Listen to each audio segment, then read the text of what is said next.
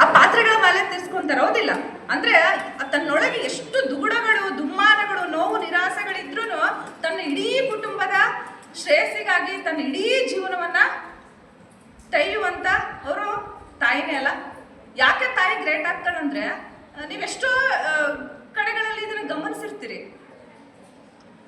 ಈಗ ಒಬ್ಬ ಹೆಂಡತಿ ತಿರ್ಕೊಂಡ್ಬಿಟ್ಟಿರ್ತಾಳೆ, ಯಾವ ಮಟ್ಟಿಗೆ ಅಂದ್ರೆ ಊರು ಹೋಗಂತಿರ್ತದಂತೆ, ಕಾಡು ಬಾ ಅಂತಿರ್ತದಂತೆ. ಅಷ್ಟು ವಯಸ್ಸಾದಂತ ಅವ್ರಿಗೂ ಹೆಂಡತಿ ತೀರ್ಕೊಂಡ್ರೆ ಅವ್ರು ಏನ್ ಮಾಡ್ತಾರೆ? ನೆಕ್ಸ್ಟ್ ಏನ್ ಮಾಡಬಹುದು? ಭಾಳ ಅಂದ್ರೆ 1 ತಿಂಗಳ, ಹೆಚ್ಚಂದ್ರೆ 3 ತಿಂಗಳ, ಓವರ್ ಅಂದ್ರೆ 1 ಇಯರ್. ಅಷ್ಟರೊಳಗಡೆ ಇನ್ನೊಂದು ಮದುವೆ ಆಗ್ಬಿಡ್ತಾರೆ. ಕೈ ಸುಟ್ಕೊಂಡು ಬಾಯಿ ಸುಟ್ಕೊಂಡು ಎಲ್ರಿ ಅಡಿಗೆ ಮಾಡ್ಕೊಳಕ್ಕಾಗತ್ತೆ ಅಂತ ಹೇಳೋದಿಲ್ಲ. ಆದ್ರೆ ಚಿಕ್ಕ ವಯಸ್ಸಿಗೆ ಕೆಲವೊಮ್ಮೆ ಕನ್ಸೀವ್ ಇರ್ತಾರೆ, ಅವಾಗಲೇ ಗಂಡ ಯಾವುದೋ ಒಂದು ಕಾರಣಾಂತರಗಳಿಂದ ಡೆತ್ ಆಗಿ ಹೋಗ್ಬಿಡ್ತಾನೆ. ಆ ತಾಯಿ ಏನ್ ಮಾಡ್ತಾನೆ ಹೇಳ್ರಿ?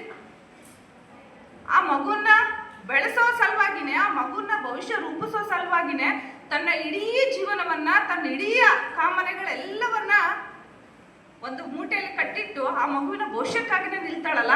ಬಹುಶಃ ಈ ತ್ಯಾಗದ ಗುಣ ತಾಯಿಗೆ ಮಾತ್ರ ಸಿಗಕ್ ಸಾಧ್ಯ, ಅದು ಹೌದಿಲ್ಲ? ಹೌದಾ ಅಲ್ವಾ?